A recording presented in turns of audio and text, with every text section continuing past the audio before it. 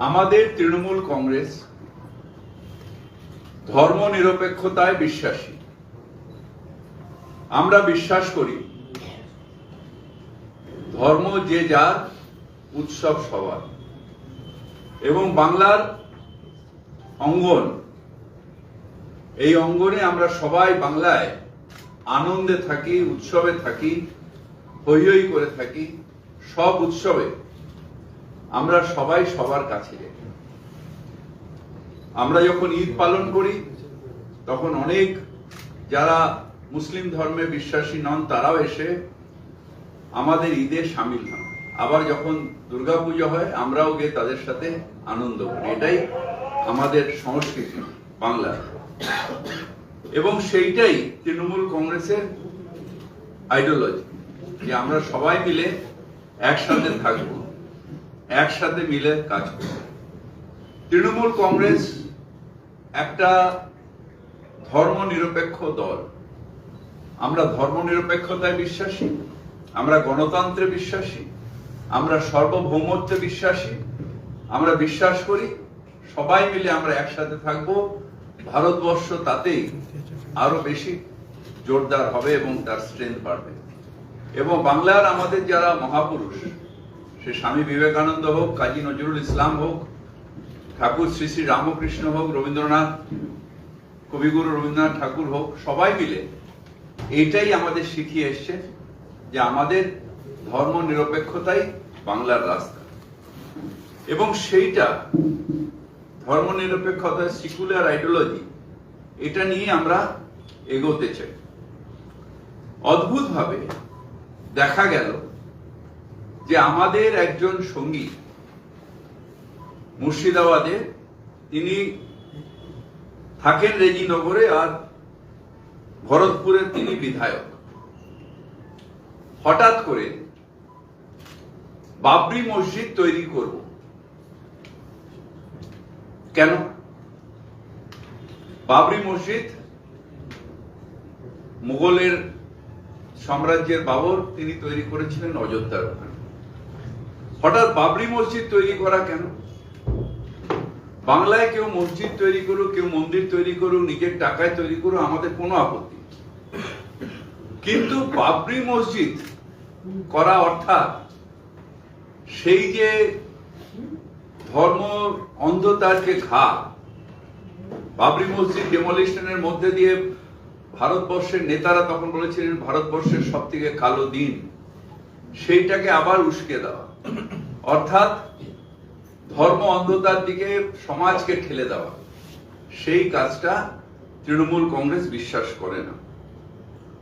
আমাদের আবার 6 তারিখেই বা কেন? কেন হুমায়ুন ভাই কেন অন্য নাম দিলেন না? অনেক শহীদ হয়েছেন, তাদের নামে কেন করলেন না? মুর্শিদাবাদে যদি এতই টাকা ওনার কাছে থাকে তাহলে ওখানে অন্য কিছু কেন করলেন না? স্কুল কলেজ কেন করলেন না? কেন শুধু এই সেন্টিমেন্টের উপর? তাহলে বাংলা কি এগোবে না শুধু বাবরি মসজিদ আর রাম মন্দির এর মধ্যে সীমাবদ্ধ থেকে যাবে? না, এটা আসলে বিজেপির একটা অভিসন্ধি, সমাজকে ভাগ করো। যখন দেখলো নেতাদের ইডি সিবিআই করে কিছু করা যাচ্ছে না, বাংলার মানুষ তৃণমূল কংগ্রেসকে সাপোর্ট করছে। যখন দেখলো এসআইআর করে কিছু করা যাচ্ছে না, বাংলার মানুষ তৃণমূল কংগ্রেসের পাশে দাঁড়িয়ে আছে। তখন ডিভিশনাল পলিটিক্স, যেটা বিজেপি বিশ্বাস করে, সেই পলিটিক্সটা আবার সামনে আসার জন্য প্রত্যেক নির্বাচনের আগে একটা দুটো তৃণমূল কংগ্রেস থেকে গাদ্দারকে নিয়ে গিয়ে তারা এই কার্ডটা খেলে। এবার তারা হুমায়ুন ভাইকে ধরেছে, এবং আমার বিশ্বাস যে বিজেপির কথাতেই এই ডিভিশনাল পলিটিক্স অর্থাৎ সেটা করে। আপনি রেজিনগরে থাকেন, ভরতপুরের বিধায়ক, কেন বেলডাঙ্গায় বাবরি মসজিদ হবে? কারণ বেলডাঙ্গা কিছুদিন আগে কমিউনাল সেন্সিটিভ জায়গা ছিল, এবং সেইখানে করলে রাইট লাগাতে সুবিধা হবে। দাঙ্গা লাগলে ভোটের সমীকরণ হবে, সেই ভোটের সমীকরণে বিজেপিকে সাহায্য করার জন্যে আজকে তারা এই কাজটা করবার চেষ্টা করছে। বাংলায় আমরা কঠোর হাতে বলতে চাই যে আমরা এই কমিউনালিজমের দিকে থাকবো না, কমিউনাল রাজনীতিতে আমরা বিশ্বাস করি না। এরপরে আমি আমাদের বিদ্যুৎ মন্ত্রী এই হুমায়ুন কবিরের সম্বন্ধে আরো কথা বলবেন। আমাদের সিদ্ধান্ত হচ্ছে হুমায়ুন, আমাদের যে শৃঙ্খলা রক্ষা কমিটি এর আগে 3 বার আমরা ওনাকে সতর্ক করেছিলাম, এখন আবার উনি এইটা করছেন। আমরা পার্টির ঊর্ধ্বতম নেতৃত্বের অর্থাৎ আমাদের পার্টির চেয়ারম্যান এবং জেনারেল সেক্রেটারি দুজনেরই মতামত নিয়ে আমরা হুমায়ুন কবিরকে সাসপেন্ড করছি। হুমায়ুন কবিরকে আমরা সাসপেন্ড করছি দল থেকে। দলের সাথে তার কোনো সম্পর্ক থাকবে না, দলের সাথে তার কোনো সম্পর্ক থাকবে না। তার কারণ যারা ধর্ম নিয়ে রাজনীতি করে, ডিভিশনাল পলিটিক্স করে, মানে ধর্ম নিয়ে মানে ডিভিশন ভাগ করার চেষ্টা করে, তাদের সাথে দল। তৃণমূল কংগ্রেসের কোনো সাংগঠনিক কোনো পদে হুমায়ুন কবির ছিল না, এখনো নেই। কাজেই তৃণমূল কংগ্রেস থেকে সাসপেন্ড করাটা আমার কাছে কোনো গুরুত্বহীন, এটা আমার কাছে কোনো আকস্মিক কোনো আঘাত আসারও বিষয় নয়। আমি এখানে তৃণমূল কংগ্রেসের কোনো বুথ স্তরের কোনো জায়গায় নেই। প্রত্যাশা করেছিলাম কি করিনি সেটা তো বড় বিষয় না। সাসপেন্ড করেছে আপনাদের মাধ্যমেই শুনেছি। এর আগেও আমি তৃণমূল থেকে বহিষ্কার হয়েছিলাম 6 বছরের জন্য, একইভাবে মিডিয়ার মাধ্যমে বহিষ্কার করা হয়েছিল। এর যোগ্য জবাব তৃণমূল কংগ্রেসকে রাজ্যের ক্ষমতাচ্যুত করে খেসারত দিতে হবে। রাজ্যের আমি মুসলিম একজন, আমার বাবরি মসজিদ করার জন্য এটা সাসপেন্ড হয়েছে বলে আমার মনে হচ্ছে।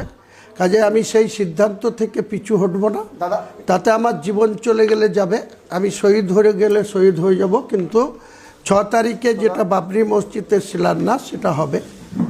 তাতে যে কোনো চক্রান্তের মোকাবেলা আমি করব এবং আগামী 22শে ডিসেম্বর বহরমপুরের টেক্সটাইল মোড়ে আমি নতুন দলের সূচনা করব বা নতুন দলকে ওপেন করব সাধারণ মানুষের কাছে, আম পাবলিকের কাছে, এবং বিজেপির বিরুদ্ধেও নির্বাচনে লড়াই করব এবং তলে তলে বিজেপির সাথে যাদের আন্ডারস্ট্যান্ডিং সেই তৃণমূলের সঙ্গেও লড়াই করবে। ওনারা বিজেপির মোকাবেলা করবে, আমার দায়িত্ব নাকি বিজেপির মোকাবেলা করার?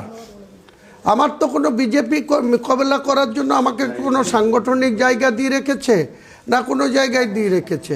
বিজেপির বিধায়কদের ভাঙিয়ে এনে তৃণমূলে রেখেছে। আমরা তৃণমূলের বিধায়ক, আমাদের কোনো মর্যাদা নেই, কোনো কথার গুরুত্ব দেয় না।